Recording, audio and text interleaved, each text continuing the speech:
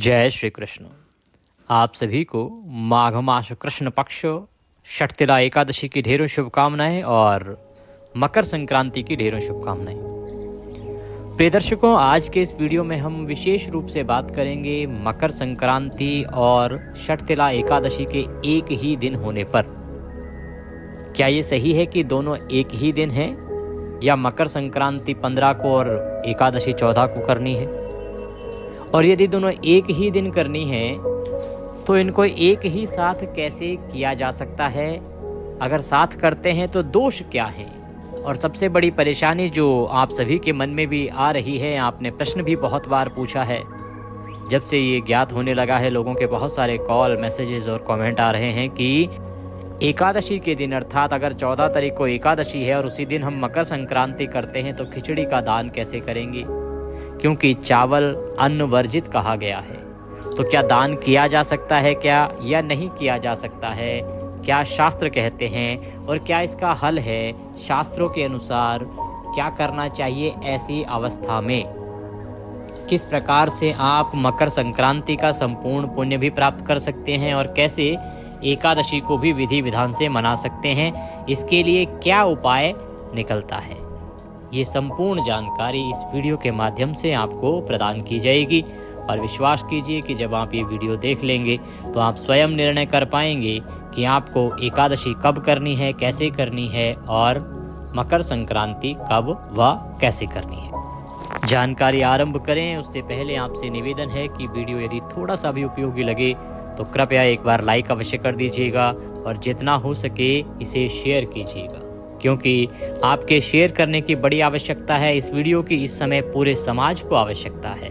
पूरा समाज इस समय भ्रम की स्थिति में है, कंफ्यूज है कि क्या करना चाहिए, क्या नहीं करना चाहिए। तो आप लोगों की सहायता कीजिए इस वीडियो को आगे भेज के, जिससे कि सभी लोग सही प्रकार से जानकारी प्राप्त करके और सही प्रकार से इस उत्तम फलदायी पुण्यदायी पूजा पाठ के दिन को मना सकें। अपने व्रत की सफलता के लिए और भगवान सूर्य का आशीर्वाद प्राप्त करने के लिए, संक्रांति का पुण्य फल प्राप्त करने के लिए कमेंट बॉक्स में अवश्य लिखिएगा ओम नमो भगवते वासुदेवाय या घृणी सूर्याय नमः।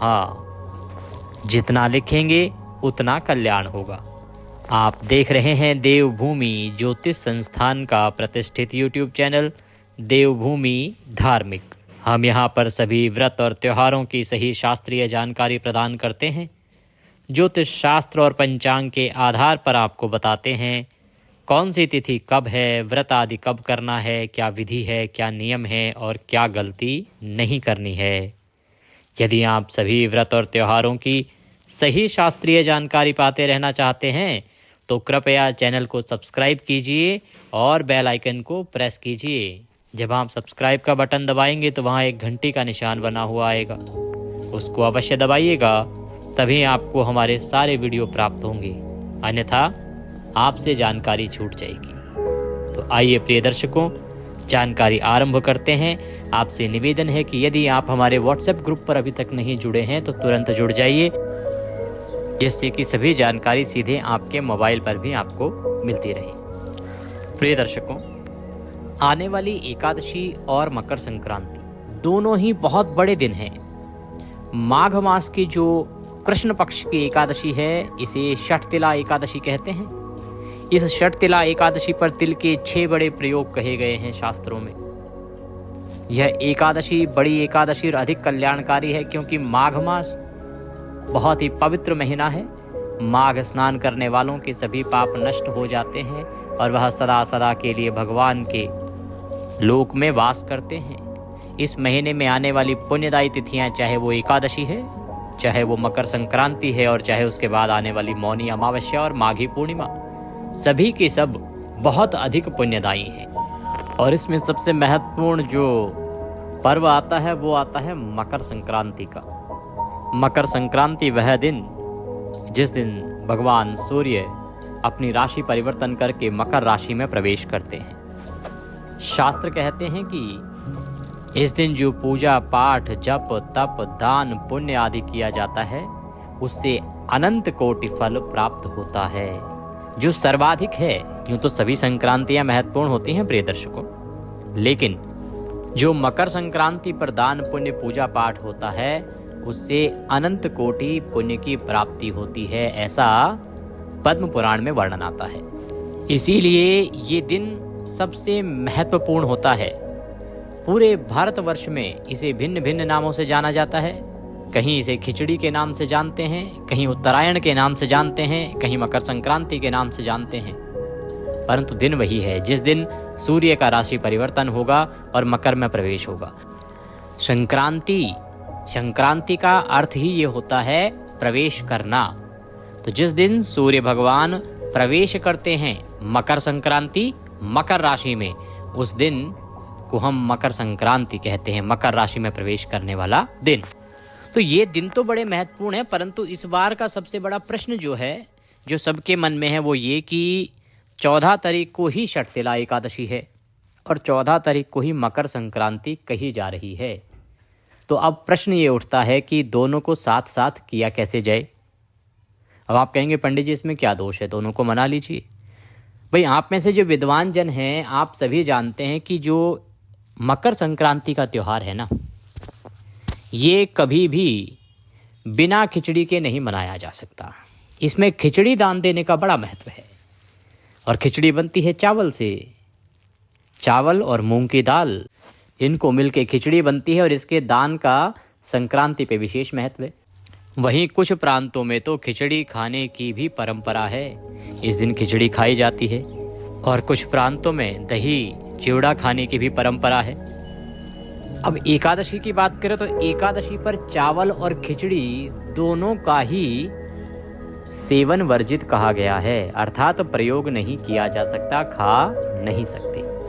तो अब शास्त्रों में क्या ऐसी अवस्था के लिए कहा गया है, कैसे हमें निर्णय करना चाहिए? क्योंकि मैं ये मानता हूँ कि हमारा जो चैनल है ये लगभग 100 से अधिक देशों में देखा जाता है और कुछ प्रदेशों में बहुत अधिक देखा जाता है। तो हमें निर्णय उसके अनुसार करना होता है जिसमें कि सभी समाज का भला हो, जो शास्त्र सम्मत भी हो, अर्थात जो शास्त्रों के विरुद्ध भी ना हो और सबके लिए हितकारी भी हो, सबके लिए हितकर भी हो, जिसमें किसी का अहित भी ना हो। तो उसी के अनुसार आपको इसका समाधान देते हैं। प्रिय दर्शकों, सबसे पहले तो शटतिला एकादशी की मैं बात करूं तो शटतिला एकादशी जो है ना, वो तिथि आरंभ हो रही है 13 तारीख को, 13 जनवरी को। 13 जनवरी जिस दिन उत्तर भारत में पंजाब आदि प्रांतों में प्रमुख रूप से लोहड़ी का त्यौहार मनाया जाता है। तो एकादशी की शुरुआत हो रही है 13 तारीख को शाम को 3:17 पर और ये एकादशी तिथि समाप्त होगी 14 तारीख को शाम को 5:52 पर। इस प्रकार से सूर्य के मुख से एकादशी तिथि मिल रही है हमें 14 तारीख को, और क्योंकि 13 तारीख को शाम को आ रही है एकादशी, तो सूर्य का उदय दशमी तिथि में है, इसीलिए 13 तारीख को तो प्रश्न ही नहीं उठता एकादशी व्रत रखने का। 14 तारीख को सूर्य के मुख से एकादशी है और सायंकाल को द्वादशी आ रही है। तो ऐसी अवस्था में सबसे उत्तम है कि 14 तारीख को ही एकादशी मनाई जाए, 14 तारीख को ही एकादशी का व्रत किया जाना चाहिए और पंचांग में भी 14 तारीख को ही एकादशी का व्रत लगाया गया है। परंतु प्रिय दर्शकों, इसी दिन 14 तारीख को ही मकर संक्रांति का योग भी बन रहा है। तो जिस विषय पर हम सबसे बड़ी चर्चा कर रहे हैं उसी पर अब हम मूल बिंदु पर आते हैं कि इस दिन मकर संक्रांति है 14 तारीख को या नहीं है। इस पर हम एक बार चर्चा करते हैं, गहरी चर्चा करते हैं। प्रिय दर्शकों, पंचांग जो कहते हैं उसके अनुसार 14 तारीख को सूर्य भगवान 3:07 से और 3:13 के बीच में धनु राशि से निकलकर मकर राशि में प्रवेश करेंगे, जिसे महापुण्यकाल का समय कहते हैं। जब सूर्य भगवान राशि में परिवर्तन करते हैं, अर्थात एक राशि से निकलकर दूसरी राशि में जब प्रवेश करते हैं, गोचर करते हैं, वही समय महापुण्यकाल कहलाता है, एक राशि से दूसरी राशि में प्रवेश। संक्रांति का क्या अर्थ है? संक्रांति का हिंदी अर्थ अगर हम कहें तो उसका होता है प्रवेश करना। प्रवेश करने का मतलब है संक्रांति, और मकर में प्रवेश करना तो मकर की संक्रांति। इसीलिए मकर की संक्रांति का जो महापुण्यकाल का समय है वो 3:07 से आरंभ हो जाएगा, और भी कहो तो 3:03 से आरंभ हो जाएगा और 3:28 तक ये रहेगा। और पुण्यकाल का जो समय है वो शाम को 5:52 तक रहेगा। तो सूर्य भगवान जो है वो कब अर्घ रहे हैं? 3:07 पर अर्घ रहे हैं, और मैं ये पंचांग के आधार पर बता रहा हूँ। अच्छा, सभी पंचांगों में यही समय दिया गया है, लगभग 3:07 से और 3:13 के बीच में। इसी समय पर जो है सूर्य का राशि परिवर्तन कहा गया है। परंतु 1-2 पंचांग जो बनारस से हैं उन्होंने लगा दिया है कि सूर्य भगवान का राशि परिवर्तन होगा रात्रि को 9 बजे के बाद, 14 तारीख की रात्रि को 9 बजे के बाद। और इसी कारण से ये सारा का सारा जो विवाद है वो खड़ा हो गया है, क्योंकि उन्होंने संक्रांति रात्रि को लगा दी। तो अब जो विद्वान उन पंचांगों को देखते हैं, उन पंचांगों को देख के जानकारी देते हैं, उनके अनुसार मकर संक्रांति का त्योहार 15 को चला गया। क्योंकि शास्त्रीय विधान क्या कहता है? शास्त्रीय विधान ये कहता है कि जब सूर्य भगवान का राशि परिवर्तन सूर्यास्त के बाद होगा तो संक्रांति जो है वो 15 तारीख को, अर्थात जिस दिन रात्रि के बाद होगा उसके अगले दिन सूर्योदय के बाद वह महापुण्यकाल और पुण्यकाल मनाया जाएगा। क्योंकि रात्रि को सूर्य अर्घ रहे हैं तो ऐसी अवस्था में रात्रि को संक्रांति मनाई नहीं जा सकती। ये शास्त्रीय विधान है कि यदि कभी भी सूर्य राशि परिवर्तन रात्रि को करते हैं तो उसको अगले दिन संक्रांति मनाई जाती है। परंतु यदि दिन के समय, दिवसकालीन समय में भगवान सूर्य राशि परिवर्तन करते हैं तो शास्त्र कहते हैं कि उसी दिन संक्रांति मनाई जानी चाहिए। प्रिय दर्शकों, एक बात पर ध्यान देने की आवश्यकता है। आप सभी विद्वान जन हैं, पढ़े लिखे लोग हैं। तो प्रिय दर्शकों, संक्रांति का जो निर्धारण है ना, वो ज्योतिष शास्त्र की गणना, पंचांग की गणना, उस सबको छोड़ दीजिए, वैज्ञानिक दृष्टिकोण लीजिए। क्योंकि संक्रांति का निर्धारण सूर्य के अनुसार होता है, सूर्य की गति के अनुसार होता है, सूर्य की यात्रा के अनुसार होता है। और बाकी जितनी भी तिथियां हैं वो चंद्रमा के अनुसार गणना की जाती हैं। इसीलिए आप देखेंगे बाकी सभी तिथियों में 15-15, 20-20 दिन का अंतर होता है।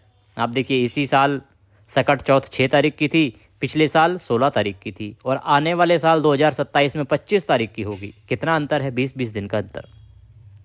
क्योंकि जितनी भी तिथियां हैं, दिवाली देखिए कभी अक्टूबर में आ गई, कभी 2 तारीख को नवंबर में आ गई, कभी 14-15 नवंबर को आ गई। क्योंकि जितनी भी तिथियां हैं उनकी जो गणना है ना वो चंद्रमा के अनुसार होती है, चंद्रमा की गति के अनुसार होती है। लेकिन संक्रांति एक ऐसा पर्व है जिसकी गणना सूर्य के अनुसार होती है, इसीलिए वो सदा निर्धारित समय पर ही आती है। आप कभी भी देखेंगे संक्रांति 14-15 में ही आती है। और इसीलिए वैज्ञानिक दृष्टिकोण जो है वो बड़ा महत्वपूर्ण होता है, क्योंकि विज्ञान को तो पता है सूर्य की गति क्या है और सूर्य कब, कहाँ, कितनी गति से घूम रहे हैं। इसी कारण से इसमें बहुत अधिक परिवर्तन आता नहीं है। और वो व्यापक जो वैज्ञानिक दृष्टिकोण है ना, वो ये बता रहा है कि सूर्य का जो परिवर्तन है वो दोपहर को ही होने जा रहा है। और ये राशि परिवर्तन सायंकाल नहीं, दोपहर के समय है। सायंकाल 4 बजे के बाद होता है, ये दोपहर के समय है। इसीलिए मकर संक्रांति का पर्व उचित होगा 14 तारीख को ही मनाना। अच्छा, इसका एक और कारण है कि जब सूर्य भगवान राशि परिवर्तन कर रहे होते हैं ना, उस समय जो ग्रहों की अवस्था होती है, उस समय जो ऊर्जा उत्पन्न होती है, सकारात्मक ऊर्जा उत्पन्न होती है, उसी का तो सारा महत्व है, सारा फल है। किस लिए मकर संक्रांति मना किस लिए रहे हैं? भगवान सूर्य देव ने मकर राशि में प्रवेश किया, उस समय शुभ योग बनते हैं। क्यों कहते हैं कि मकर संक्रांति पर दान देना चाहिए, मकर संक्रांति पर स्नान करना चाहिए, मकर संक्रांति पर पाठ पूजा और पितृ तर्पण करना चाहिए? क्योंकि जब मकर राशि में सूर्य भगवान प्रवेश कर रहे हैं उस समय जो ग्रहों की स्थिति बनती है, जो वातावरण बनता है, जो पॉजिटिव ऊर्जा का संचार होता है, जो योग बनते हैं, वो बहुत ही अद्भुत और बहुत अधिक पुण्यदायी होते हैं। उन योग में जो हम कार्य करेंगे उनसे हमारा पुण्य अनंत कोटि हो जाता है। ये मकर संक्रांति के लिए है। धनु की संक्रांति पे 2 लाख गुना बढ़ जाता है और इस पे अनंत कोटि फल प्राप्त होता है मकर संक्रांति पे किए जाने वाले दान पुण्य जप तप से। प्रिय दर्शकों, इसको इस प्रकार से समझिए, उस समय का ही तो सारा महत्व है ना। अगर वो समय ही निकल गया तो वो योग ही निकल गया। फिर किस लिए हम मुहूर्त पूछते हैं? शुभ मुहूर्त पूछते हैं कि भाई इस समय पर पूजा पाठ कीजिए, इस समय ग्रह जो हैं बहुत उत्तम स्थिति में होंगे, इतने बजे से इतने बजे के बीच में अगर करेंगे तो बड़ा कल्याणकारी है, इस समय आपको उत्तम फल प्राप्त होगा। मुहूर्त की यही तो विशेषता है। जब वो शुभ मुहूर्त ही निकल गया तो फिर उसका औचित्य ही क्या रह गया प्रिय दर्शकों। हाँ, रात्रि को यदि सूर्य का गोचर होता मकर में तो फिर संभावना थी कि 15 को की जाती, लेकिन मैं यही कहूंगा कि मकर संक्रांति 14 को है और 14 को ही की जानी चाहिए, क्योंकि समय की, योग की और मुहूर्त की कीमत होती है, वैल्यू होती है, विशेषता होती है। ये जो दिन है वो उस घड़ी के कारण है जो घड़ी भगवान सूर्य के मकर राशि में प्रवेश करने से उत्पन्न हुई है। इसीलिए उस शुभ समय को छोड़ के और हम कहें अगले दिन कीजिए पुण्यकाल, ये बिल्कुल भी उचित नहीं होगा। इसीलिए मकर संक्रांति हमारी सहमति से 14 तारीख को ही की जानी चाहिए। मैंने और भी बहुत सारे जो आचार्य हैं, हमारे मित्र भी हैं, बहुत सारे जो आज प्रमुख संस्थानों में हैं, उनके साथ भी वार्तालाप की, विचार विमर्श भी किया और सभी का निष्कर्ष इसी पे पहुंचा कि हाँ, मकर संक्रांति तो 14 को ही की जानी उत्तम रहेगी। सूर्य के मकर राशि में प्रवेश करने से पहले ही स्नान कर लेना चाहिए। तो स्नान के लिए सुबह का समय उत्तम है, 9:03 से जो है शुभ समय है मकर संक्रांति के पवित्र स्नान का। जो गंगा जी जा रहे हैं या जो तीर्थ प्रयागराज में स्नान करना चाहते हैं, अन्य नदियों में स्नान करना चाहते हैं, इस समय में कीजिए। पूरा दिन जो है वो बहुत ही उत्तम मुहूर्त के साथ होता है। विशेष अगर हम पुण्यकाल की बात करें तो वो आरंभ हो जाएगा 3:03 से और 5:40 के आसपास तक रहेगा। इस समय में जो दान पुण्य के कार्य हैं उनको कीजिए, इस समय में पूजा पाठ के कार्य हैं उनको कीजिए, तर्पण के कार्य हैं उनको कीजिए। और जो लोग इस समय ना कर पाएँ वो 15 तारीख को सुबह सुबह दोपहर से पहले पहले कर सकते हैं।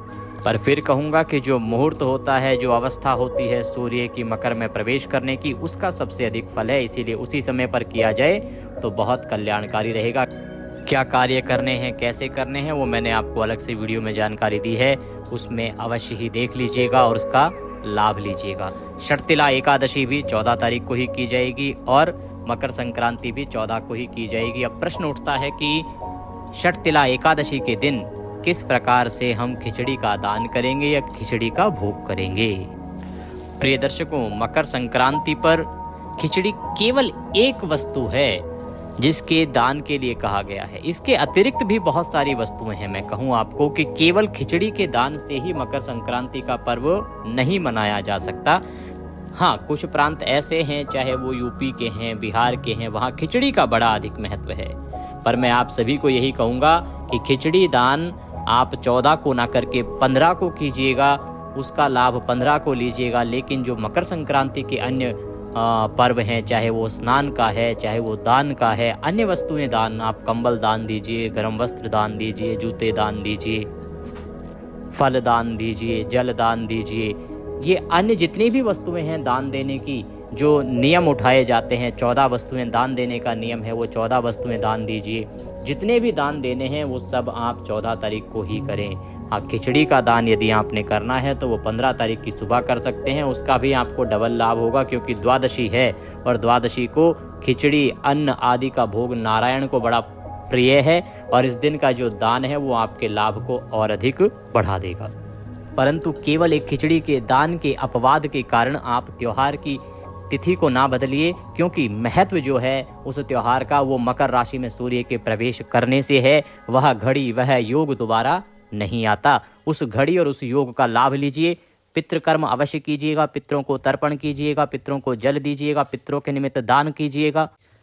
जितना दान देंगे उतना कल्याण होगा। इस दिन पर जो दान का महत्व है और इससे जो पुण्य प्राप्त होता है बाकी किसी तिथि से उतना नहीं हो सकता और वह अक्षय पुण्य होता है। प्रिय दर्शकों, शास्त्र कहते हैं कि जब आप संक्रांति पर दान देते हैं तो वह अनंत कोटि फल देता है और अक्षय फल देता है। ऐसा वर्णन पद्म पुराण में मिलता है। मैंने पुराण के अनुसार जानकारी देते हुए 1-2 वीडियो अलग से बना रखे हैं, उनको अवश्य देख लीजिएगा। और कौन कौन से नियम है जो संक्रांति से आप उठा सकते हैं उनकी जानकारी भी मैंने आपको दी है। उन नियमों को भी आप 14 तारीख से ही उठाएं, बड़ा उत्तम रहेगा।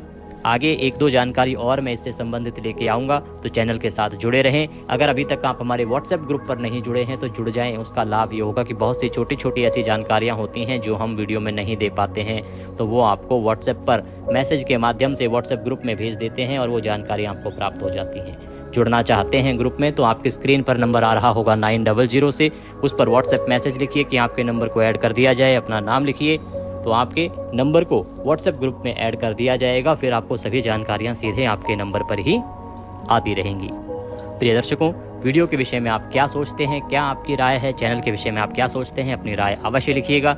जितना हो सके शेयर कीजिएगा, जिससे कि त्यौहार सही समय पर ही मनाया जाए और सभी को सही जानकारी प्राप्त हो। यदि आप दक्षिणा स्वरूप कुछ भी अर्पित करना चाहते हैं तो आपकी स्क्रीन पर नंबर आ रहा है 900 से, उस पर भेज सकते हैं। आप जो QR कोड आ रहा है उसको स्कैन करके भी सीधा हमारे बैंक खाते में भेज सकते हैं। भगवान नारायण सब पर कृपा करें। हरे कृष्ण।